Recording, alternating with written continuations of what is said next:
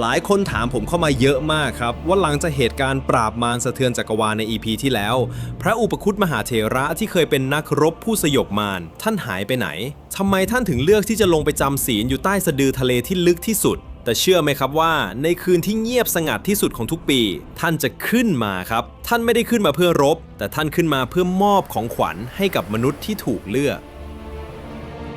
บ่อยครั้งที่คนค้าขายทั่วเอเชียตั้งแต่ลุ่มน้ำอิราวดีจนถึงลุ่มน้ำโขงต่างพบเจอปาฏิหาริย์ที่เปลี่ยนชีวิตจากหน้ามือเป็นหลังมือเพียงชั่วข้ามคืนปาฏิหาริย์นั้นคืออะไรทำไมต้องเป็นวันพุธข้างขึ้น15ค่ำที่เรียกว่าวันเป็งปุ๊ดและรหัสลับที่ซ่อนอยู่ในบาทของสามเณรน้อยเที่ยงคืนคือกุญแจสำคัญที่ทำให้ใครหลายคนคว้าความมั่งคั่งมาครองได้โดยไม่คาดฝันถ้าคุณเพิ่งเข้ามาดูและยังไม่รู้ว่าเหตุใดท่านถึงต้องกลายเป็นพระผู้สยบมารผมแนะนำให้ย้อนกลับไปชม EP 2 The Duel of Miracles ศึกประลองฤทธิ์ปิดตายพยามารก่อนครับเพราะรหัสความสำเร็จที่คุณกำลังจะได้ฟังในวันนี้มันเริ่มต้นขึ้นหลังจากที่พยามารยอมสิวโรราบต่อท่านในวันนั้นครับเตรียมตัวให้พร้อมครับเพราะถ้าคุณคือหนึ่งในคนที่กำลังมองหาโอกาสและความมั่งคั่งเหนือธรรมชาตินี่คือรหัสลับที่คุณต้องรู้ยินดีต้อนรับสู่ The Midnight Monk รหัสผ่านวันเป็งปุ๊ดและความมั่งคั่งเหนือการเวลาณบัดนี้ครับ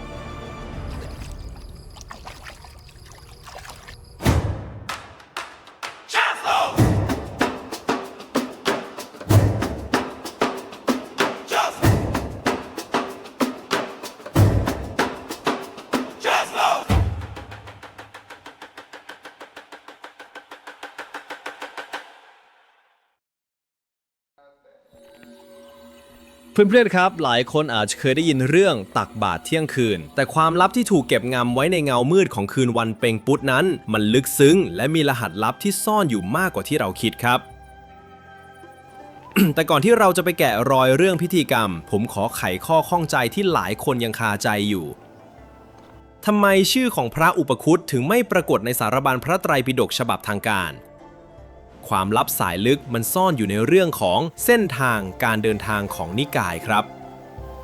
เราต้องเข้าใจก่อนครับว่าพระไตรปิฎกบาลีคือบันทึกคำสอนและพระวินัยที่มุ่งเน้นการรักษาความบริสุทธิ์ของพุทธพจน์ให้ตรงตามต้นฉบับมากที่สุดซึ่งในระบบของเถรวาทสายลังกาวงศ์ที่เรานับถือกันนั้นเขาจะคัดกรองเฉพาะเรื่องราวที่ใกล้ชิดกับยุคพุทธกาลหรือสาวกในยุคต้นเท่านั้นดังนั้นเรื่องราวของพระอุปคุตซึ่งเป็นพระเถระในยุคหลังพุทธกาลจึงไม่ได้ถูกบรรจุเข้าไปในสารบัญหลักของสายเถรวาทนั่นเองครับแต่ในอีกฝากหนึ่งของพื้นที่พุทธศาสนามีวรรณกรรมอีกประเภทที่เรียกว่าอวทานหรือบันทึกวีรกรรมครับซึ่งโดดเด่นมากในสายสันสกฤตและมหายานโดยเฉพาะคัมภีร์ที่ชื่อว่าอโศกาวทาน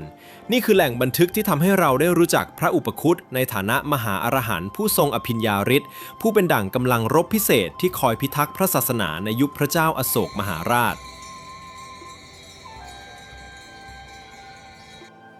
ด้วยความที่ไทยเรารับเอาแนวทางเถรวาทแบบเน้นพระไตรปิฎกเป็นมาตรฐานสูงสุดเรื่องราวตำนานและคัมภีร์นอกพระไตรปิฎกหรือคัมภีร์ยุคหลังจึงถูกแยกสถานะไปอยู่ในวัฒนธรรมความเชื่อพื้นบ้าน folk belief ที่อยู่นอกเหนือจากตำราเรียนพระธรรมวินัยดังนั้นการที่เราไม่พบชื่อท่านในพระไตรปิฎกสายเถรวาทไทยไม่ใช่เพราะท่านไม่มีอยู่จริงครับแต่มันคือรหัสลับที่บอกว่าท่านเป็นพระแห่งตำนานที่ก้าวข้ามหน้าบันทึกประวัติศาสตร์กระแสหลักแต่กลับไปสลักลึกอยู่ในกระแสเลือดและวิถีชีวิตของคนทำมาหากินทั่วทั้งเอเชียผ่านเส้นทางวัฒนธรรมที่แตกต่างกันนั่นเองครับ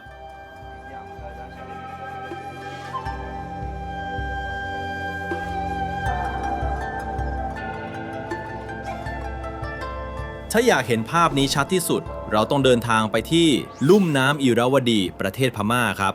ที่นั่นคนท้องถิ่นศรัทธาท่านในพระนามว่าฉินอุปคุตและยกย่องให้ท่านเป็นเทพเจ้าแห่งการคุ้มครองสายน้ำในอดีตแม่น้ำอิราวดีคือเส้นเลือดใหญ่ของการค้าขายแต่ก็เต็มไปด้วยอันตรายรอบด้านทั้งพายุกระแสน้ำวนและโจรสลัดชาวบ้านที่นี่จึงร่วมใจกันสร้างศาลกลางน้ำขึ้นมาประดิษฐานรูปเคารพของท่านรหัสความเชื่อที่ทรงพลังของพวกเขาคืออะไรการตั้งศาลไว้กลางน้ำคือกุศโลบายเชื่อมต่อพลังจิตจากสะดือทะเลมาสู่สายน้ำไหลเพื่อดึงดูดให้เงินทองไหลลื่นเข้ามาไม่ขาดสาย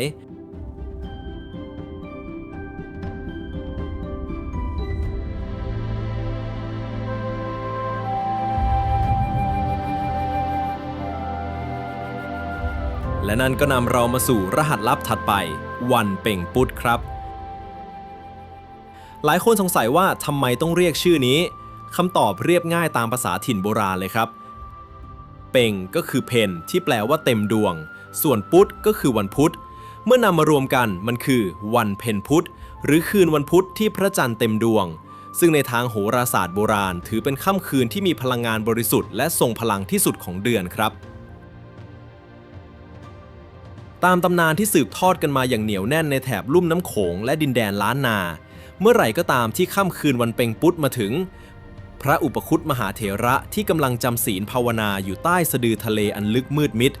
ท่านจะละจากสมาบัติแล้วเนรมิตกายเป็นสามเณรน้อยเดินขึ้นมาบิณฑบาตโปรดสัตว์บนโลกมนุษย์ยามวิกาลคำถามสำคัญที่ชวนคิดก็คือทำไมต้องเป็นเนรน้อย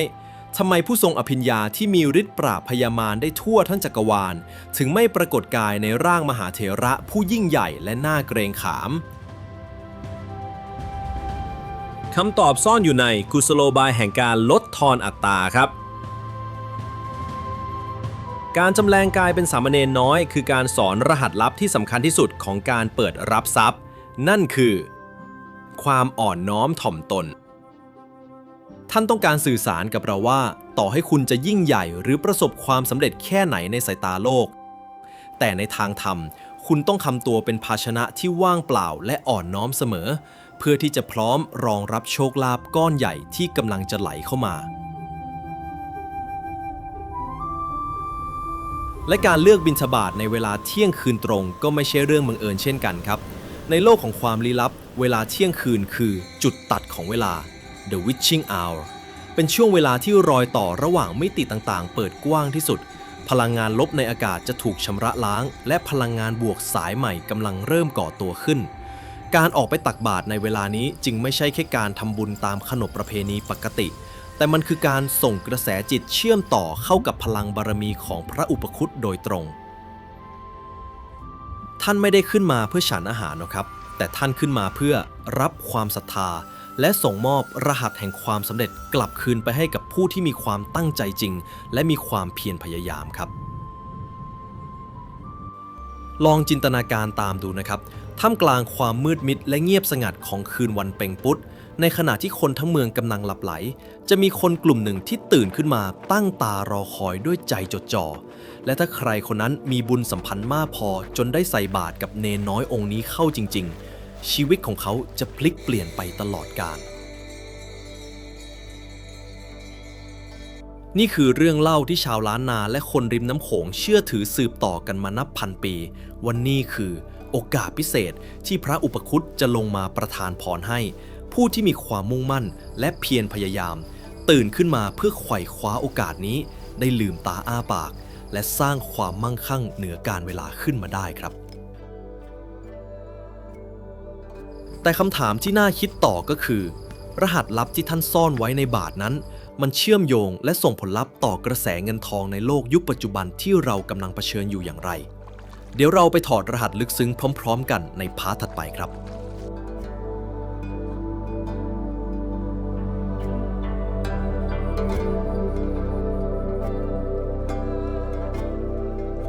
แต่เพื่อนๆครับอย่าเพิ่งเข้าใจผิดว่าพระอุปคุตจะประทานพรให้ใครก็ได้โดยที่คนคนนั้นไม่ต้องทำอะไรเลยในทางกลับกันถ้าเราลองมองลึกเข้าไปในเศรษฐศาสตร์แห่งบุญหรือ The Economics of Merit ที่คนค้าขายทั่วเอเชียเชื่อถือกันมานับพันปีพลังของท่านไม่ได้ถูกมอบให้กับคนขี้เกียจแต่ท่านมอบให้คนที่เตรียมตัวพร้อมสำหรับโอกาสครับในแง่ของจิตวิทยาความสำเร็จการตักบาตรเที่ยงคืนหรือการบูชาท่านคือการสร้างหมุดหมายทางจิต mental anchor เพื่อให้คนทำมาหากินมีสติมีความละเอียดรอบคอบและมีจิตใจที่พร้อมสำหรับการเจรจาการที่คุณตื่นขึ้นมาในเวลาที่เงียบสงัดที่สุดเพื่อทำสิ่งที่พิเศษที่สุดมันคือการฝึกสมาธิและวินัยในการเตรียมตัวล่วงหน้าซึ่งนั่นคือหัวใจสำคัญของพ่อค้าแม่ขายที่ประสบความสำเร็จยกตัวอย่างความศรัทธาในพม่าที่นั่นพ่อค้าใหญ่ๆหรือเจ้าของธุรกิจระดับประเทศต่างบูชาพระอุปคุตเป็นอันดับต้นๆไม่ใช่เพราะพวกเขาแค่ต้องการโชคลาภแต่เพราะเขาต้องการความนิ่งท่ามกลางวิกฤตครับคุณจะเห็นร่องรอยของท่านเสมอในลุ่มน้ำอิราวดี ไม่ว่าจะเป็นในสำนักงานใหญ่ของพ่อค้าวานิชหรือบนเรือขนส่งสินค้าลำยักษ์พวกเขามักจะมีรูปเคารพของท่านติดตัวไว้เสมอไม่ใช่เพื่อหวังให้ท่านเสกเงินทองให้แต่เพื่อเป็นเครื่องเตือนใจถึงความอุ่นใจในฐานะผู้พิทักษ์เส้นทางธุรกิจนี่ไม่ใช่แค่ความเชื่อของคนตัวเล็กตัวน้อยครับแต่มันคือธรรมเนียมปฏิบัติของชนชั้นนำทางธุรกิจที่สืบทอดกันมานับพันปีเมื่อใดที่ธุรกิจติดขัดหรือต้องเผชิญกับพายุเศรษฐกิจที่รุนแรงพ่อค้าเหล่านี้จะกลับมาที่ศาลพระอุปคุตเพื่อทำสมาธิและปรับจูนความคิดมันคือกระบวนการรีเซ็ตจิตวิญญาณให้กลับมามีสติและมองเห็นทางออกที่คนอื่นมองไม่เห็นนี่คือสาเหตุที่ทำไมพระอุปคุตถึงถูกยกย่องว่าเป็นพระแห่งโชคลาภเพราะท่านไม่ใช่ผู้เสกเงินทองให้เราแต่ท่านเป็นผู้มอบพลังแห่งสติให้เราไปคว้าเงินทองมาด้วยมือตัวเองต่างหากครับเพื่อนๆเห็นภาพหรือยังครับความมั่งคั่งเหนือการเวลาที่แท้จริงไม่ได้เกิดจากปาฏิหาริย์ที่ลอยมาหาเราเปล่าๆแต่เกิดจากความเชื่อที่สอดประสานกับความเพียรเมื่อคุณมีจิตที่นิ่งมีสติที่พร้อมและมีแรงขับเคลื่อนจากศรัทธาที่แข็งแกร่งไม่ว่าวิกฤตจะแรงแค่ไหนสุดท้ายแล้วคุณก็จะผ่านมันไปได้อย่างผู้ชนะเสมอครับ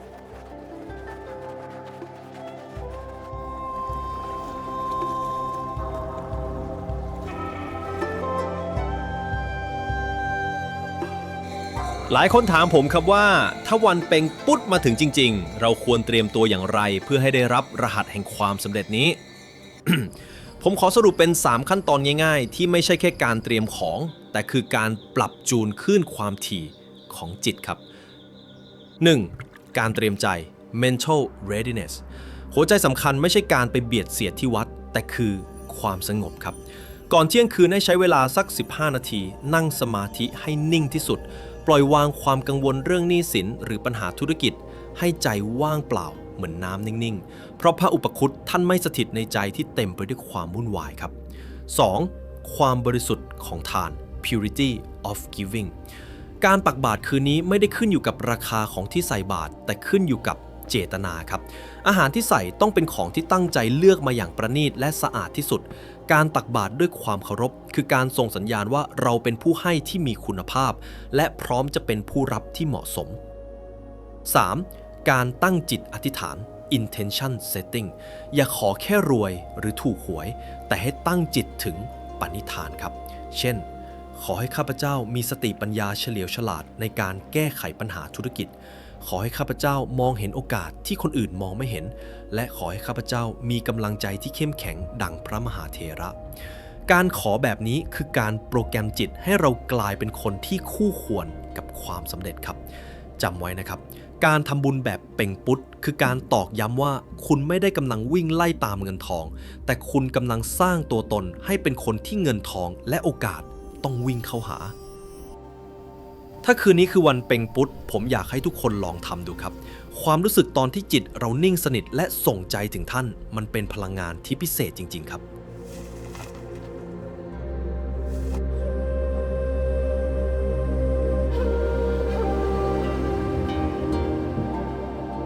ตลอด3 EP ที่ผ่านมาเราเดินทางร่วมกันมาไกลมากครับจาก EP แรกที่เราเปิดเปลือกความเชื่อเรื่องมหาเถระผู้ปราบมารจนมาถึง EP 2 ที่เราเห็นสงครามแห่งธาตุและการจัดการกับอุปสรรคในระดับจิตและมาถึงบทสรุปในวันนี้ที่เราได้ไขรหัสลับว่าทำไมมหาเถระผู้นี้ถึงกลายเป็นเทพแห่งโชคลาภที่คนค้าขายทั่วเอเชียต้องกราบไหว้เพื่อนๆครับความมั่งคั่งเหนือการเวลาที่ผมพูดถึงไม่ใช่ความรวยแบบชั่วข้ามคืนแต่มันคือวิถีแห่งความสำเร็จที่พระอุปคุตมอบให้เราผ่านตำนานของท่าน